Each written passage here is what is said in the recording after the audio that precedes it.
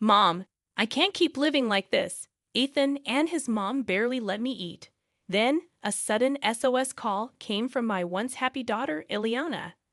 Ileana, come back home. I instinctively shouted. Ileana had become worryingly thin. I won't forgive Ethan and his mother, I resolved with determination. Let me introduce myself. I'm Jana, a 50-year-old housewife. My husband James is 52 and works for a company. Our daughter is turning 26. After graduating from college, she landed a job at a major corporation and started living alone. James and I were enjoying our life as a couple after Ileana moved out. Although successful in her job, Ileana was shy around men and hesitant in relationships. So, when she got a boyfriend, James and I were overjoyed. James kept urging Ileana to bring him over, asking, "What's he like? Bring him home sometime." I cautioned James, "Honey, don't push her. She'll introduce him when she's ready. Let's wait patiently." Ileana just smiled. Soon, Ileana said she'd bring Ethan over. She playfully told James, "Dad, you kept insisting, so I complained to Ethan. He agreed to come over to meet you, but don't say anything weird to Ethan, okay?" James was visibly delighted when Ethan came to greet us. James and I were nervous. However, Ethan's friendly conversation soon eased our tension. Ethan introduced himself to James and me. "Hello, I'm Ethan Smith, and I'm seriously dating Ileana with the intention of marrying her."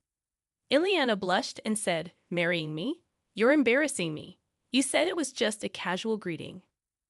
James happily told Ileana, "No, it's great that he's thinking about the future, Ethan. I entrust Ileana to you." Their relationship progressed smoothly with our blessing, and Ethan proposed formally 5 months later. Seeing a blushing but happy Ileana made both James and me very happy. I heard Ethan worked for a major bank system company. James and I discussed how their future seemed secure as wedding preparations began. Ileana frequently sought advice. One day, Ileana asked me, "Hey, Mom, how much is the market price for a wedding ring?" "Ethan is planning to buy one for about $10,000. Surprised, I replied. "For wedding rings, maybe about $2,500 each for the couple. I've heard engagement rings are around $3,500. Ileana seemed a bit uneasy. "Right, I thought so too," she said. After asking around and reading magazines, I felt Ethan's sense of money was odd. However, when Ileana said, "Ethan insists it's a once-in-a-lifetime thing and wants me to have something nice," I conveniently interpreted it as Ethan wanting to give her a special gift. After some time, the two moved out of their bachelor's residence and into a condominium in New York. The area was very expensive but convenient for commuting. I was a little concerned and said to Ileana, "Hey, Ileana, the area you and Ethan live in must be pretty expensive to rent, right? Are you going to be able to afford the monthly payments?" She reassured me, "Don't worry, Mom. Ethan's working hard and earns a decent salary too. His job requires living near the bank. Ethan is a systems engineer at a bank-rated systems company. If there is a problem, Ethan needs to rush to the site, even in the middle of the night. That's why the location had to be close to the bank, within a short taxi ride." Apparently, Ileana explained, "Ethan's company gives a substantial housing allowance, so we're fine." "Don't worry, Mom," not fully understanding the company's situation. I had come to accept it as the new normal. Months passed, and I extended an invitation to Ileana for lunch before her wedding. Ileana and I had often enjoyed lunch together in the past, but after her marriage, she frequently declined, citing work commitments or prior plans. James suggested she might be adjusting to her new married life, but it felt like Ileana was avoiding me. Over the phone, Ileana agreed to join me for lunch the next Saturday, saying, "Oh, that's when Ethan is on a business trip." "Sure, Mom, I can make it. I'll find a place for us." I felt a bit thrilled at the prospect of lunch with my daughter after half a year. When I finally saw Ileana, she looked a bit pale. Concerned, I asked her what was wrong and suggested she rest if she wasn't feeling well. Ileana reassured me, saying she was fine, just tired from overtime at work.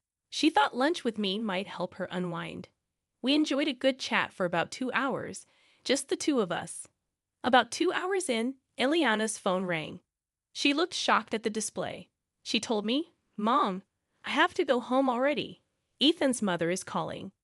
Ileana explained that Ivy was at their place. Surprised, I apologized for keeping her during such a busy time, and Ileana quickly left. Another half year went by, and during this time, something terrible happened to Ileana. I learned about it from a phone call from her. It was a sad day, and James and I were enjoying our day off.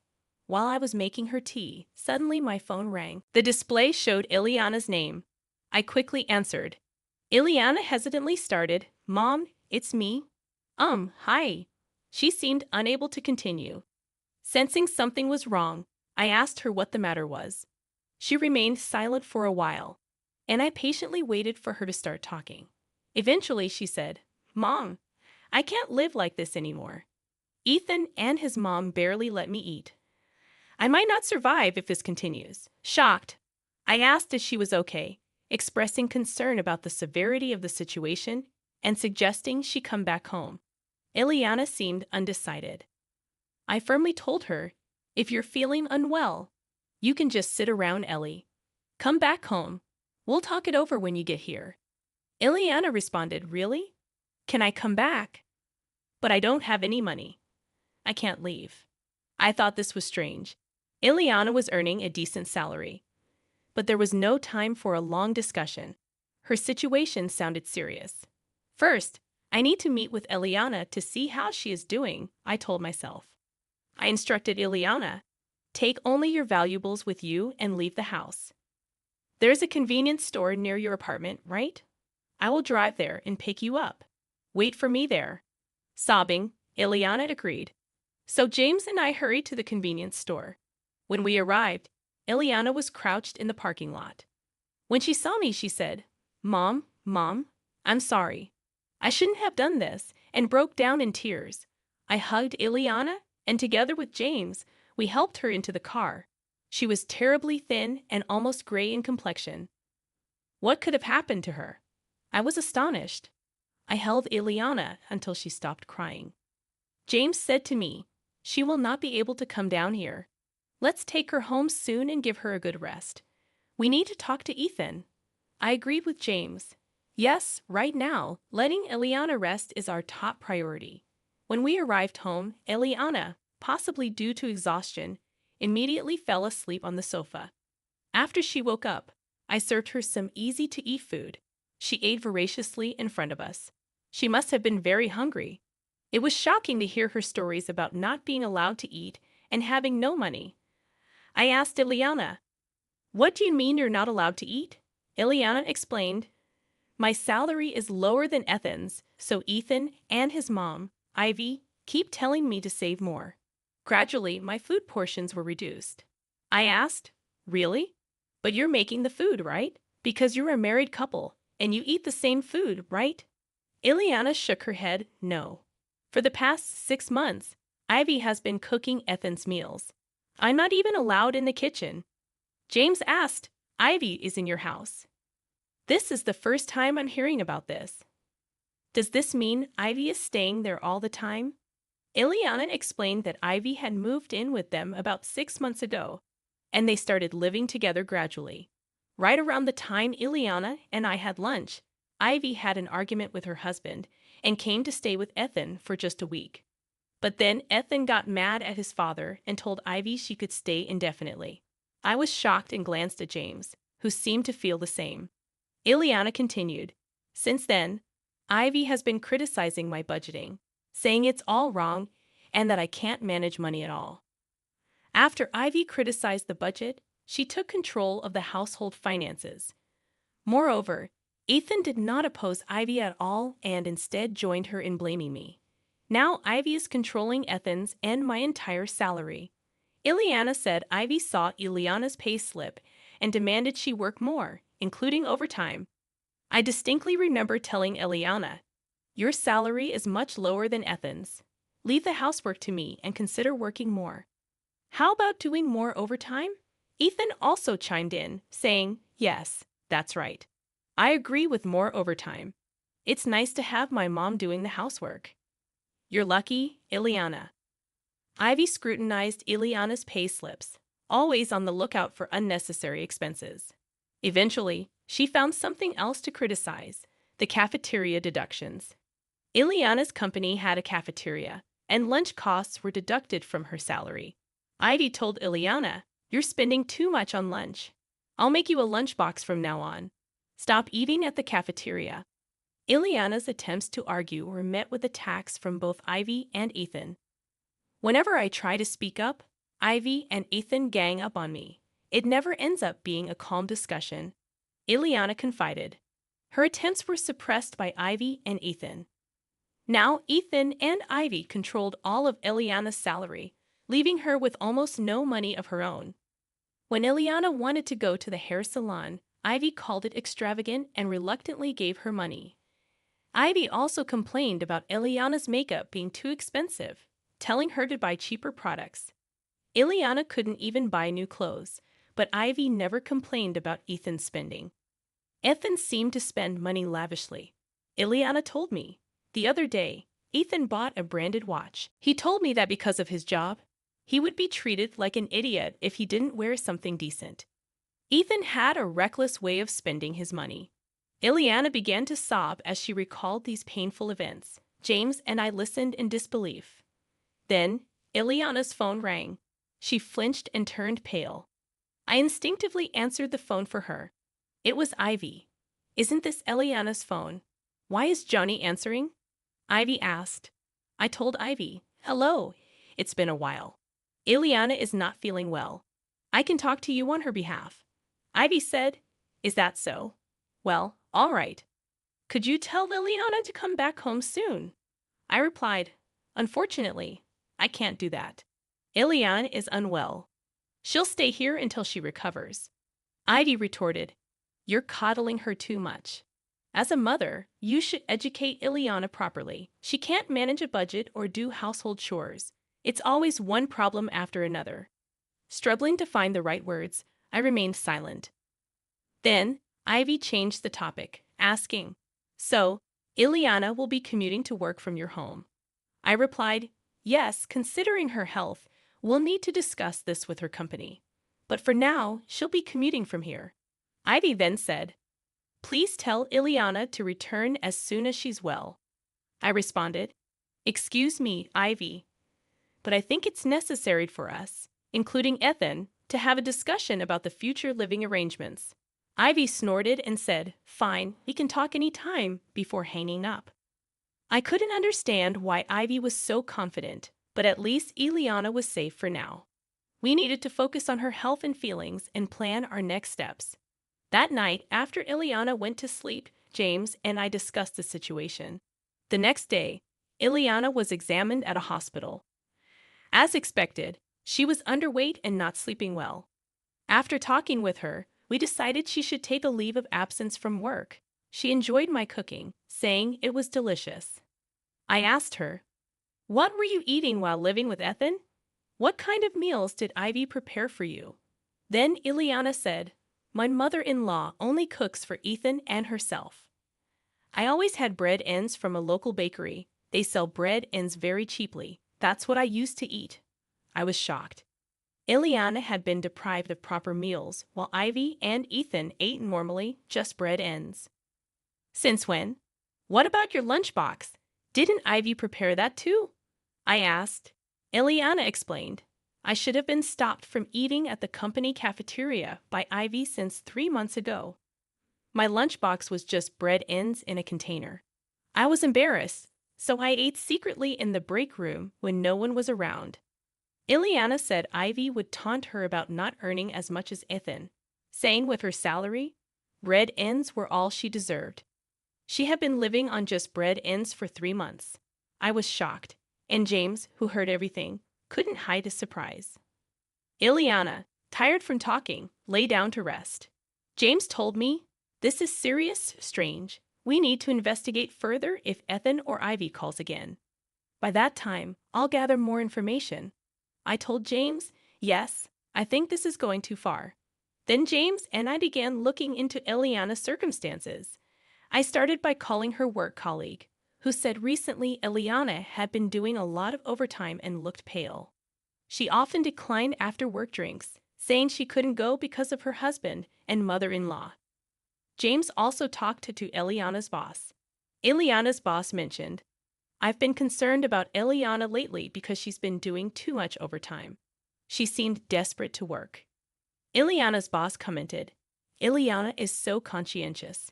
Maybe she's been pushing herself too hard. I hope she recovers soon and comes back to us." Thanks to her boss's initiative, Eliana was granted the sickness allowance by her company. The allowance was 2/3 of her salary, but we were grateful to receive it. We decided to have the sickness allowance paid into a different account from her usual salary account. 2 weeks after Eliana returned home, Ethan called. He insisted Eliana should be well by now. "Please tell her to come back," he said. When I looked at James, he answered the phone. James humbly requested Ethan, "Eliana is not fully recovered yet. Please let her rest for another week." Ethan told James over the phone, "I guess there's no choice, just one more week, okay?" and then hung up. I protested to James, "But she needs at least 3 more weeks to recover, and we don't know what they'll do to her if she goes back." James reassured me, "Don't worry, we won't stick to the 1-week timeline. They treated her terribly, and we have a plan." He then asked Eliana, "What do you want to do? If you want to try again with Ethan, we won't stop you. But if you want to leave him, we'll support you." Eliana, suddenly resolute, said, "I've been thinking, am I really as useless as Ivy and Ethan say? But this isn't right. They're just taking my money. I don't want this anymore. I want a divorce," Eliana declared. James encouraged her, saying, "That's right. You've chosen your path. We'll always be on your side." James shared the information he had gathered with us. We prepared for the possibility of Ethan coming over, ready to handle the situation. 1 week passed, and we didn't contact Ethan. 9 days later, Ethan and Ivy came to visit. When the doorbell rang, I checked the intercom and informed Ilana and James. James suggested, "Let's talk to them directly and settle this." Ilana nodded in agreement. Opening the door, we found Ethan and Ivy glaring at us. Calming myself, I greeted them warmly. "Hello. What brings you here so suddenly?" Ethan demanded, "Why hasn't Ilana returned home? It's been a week. You did tell her, right?" Ivy also chimed in, "That's right. You can't do your chores, you can't do your laundry, and you can't even keep your promise to come home. What a mess you are. Parents and children are helpless." I invited them in, saying, "Let's not talk in the doorway. Please come inside." Reluctantly, they entered. Ilana told them firmly, "I won't return to that house, Ethan. Please, let's divorce. I can't live with you anymore."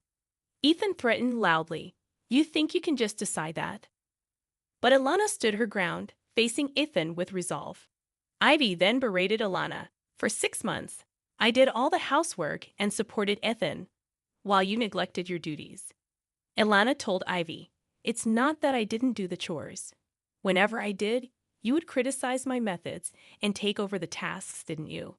Ivy retorted, "How dare you speak to me like that? After making me work so hard, you should be ashamed." Ethan joined in, "That's right. My mother helped because you couldn't handle the chores, allowing you to focus on work." That's when James shouted at them, "What nonsense! You took Ilana's salary and fed her only bread ends. Your actions are the worst kind of abuse."